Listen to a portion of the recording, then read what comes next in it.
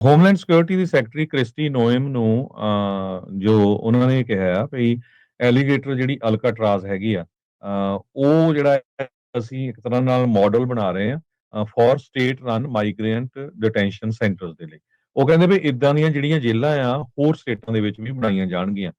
CBS ਨੂੰ ਇੱਕ interview ਦੇ ਦੌਰਾਨ ਉਹਨਾਂ ਨੇ ਦੱਸਿਆ ਵੀ ਅਸੀਂ ਆਉਣ ਵਾਲੇ ਸਮੇਂ ਦੇ ਵਿੱਚ ਮਲਟੀਪਲ 에ਅਰਪੋਰਟਸ ਤੇ ਲਾਗੇ ਜ਼ਿਲ੍ਹਾ ਬਣਾਉਣ ਜਾ ਰਹੇ ਆ ਆਉਣ ਵਾਲੇ ਮਹੀਨਿਆਂ ਦੇ ਵਿੱਚ ਹੀ, ਜੋ ਐਰੀਜ਼ੋਨਾ, ਨਬਰਾਸਕਾ, ਲੂਜ਼ੀਆਨਾ ਚ ਹੋਣਗੀਆਂ।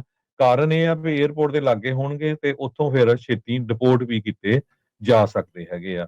Department of homeland security the strategy ਇਹ ਆ ਵੀ 3000 ਬੈੱਡ ਦਾ ਇੱਕ ਇਮੀਗ੍ਰੇਸ਼ਨ ਡਿਟੈਂਸ਼ਨ ਸੈਂਟਰ ਜਿਹੜਾ ਆ ਉਹ ਸਾਊਥ ਫਲੋਰੀਡਾ ਦੇ ਵਿੱਚ ਵੀ ਖੋਲਣ ਜਾ ਰਹੇ ਹੈਗੇ ਆ।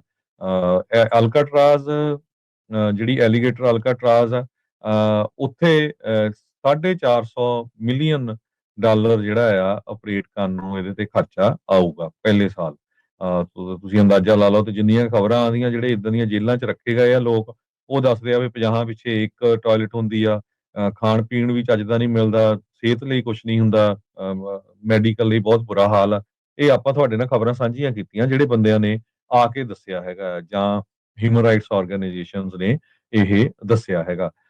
ਕੈਲੀਫੋਰਨੀਆ ਦੇ ਵਿੱਚ ਵੀ ਉਹ ਕੋਸ਼ਿਸ਼ ਕਰ ਰਹੇ ਹੈਗੇ ਆ ਜਿਹੜੀ ਅਲਕਾਟਰਾਜ਼ ਜੇਲ੍ਹ ਹੈਗੀ ਆ ਉਹਨੂੰ ਕਨਵਰਟ ਕੀਤਾ ਜਾਵੇ। ਨਬਰਾਸਕਾ ਦੇ ਗਵਰਨਰ ਜਿਮ ਪਿਲਨ ਨੇ ਵੀ ਸਟੇਟਮੈਂਟ ਇਹ ਕੀਤੀ ਹੈਗੀ ਆ ਵੀ ਉਹ ਅਸੀਂ ਕੋਸ਼ਿਸ਼ ਕਰ ਰਹੇ ਹਾਂ ਵੀ ਸਾਡੇ ਵੀ ਜਿਹੜੀ ਜੇਲ੍ਹ ਆ ਉਹ ਇਦਾਂ ਦੀ ਸੈਟਅਪ ਕੀਤੀ ਜਾਵੇ। ਸੋ ਜਿਹੜੀ ਸਟ੍ਰੈਟਜੀ ਇਹਨਾਂ ਦੀ ਹੈਗੀ ਆ ਵੀ ਵੱਧ ਤੋਂ ਵੱਧ ਬੰਦੇ ਜਿਹੜੇ ਰਿਪੋਰਟ ਕੀਤੇ ਜਾਣ, ਉਹਦੇ ਤੇ ਪੂਰਾ ਜ਼ੋਰ ਜਿਹੜਾ ਆ ਇਸ ਟਾਈਮ ਲਾ ਰਹੇ।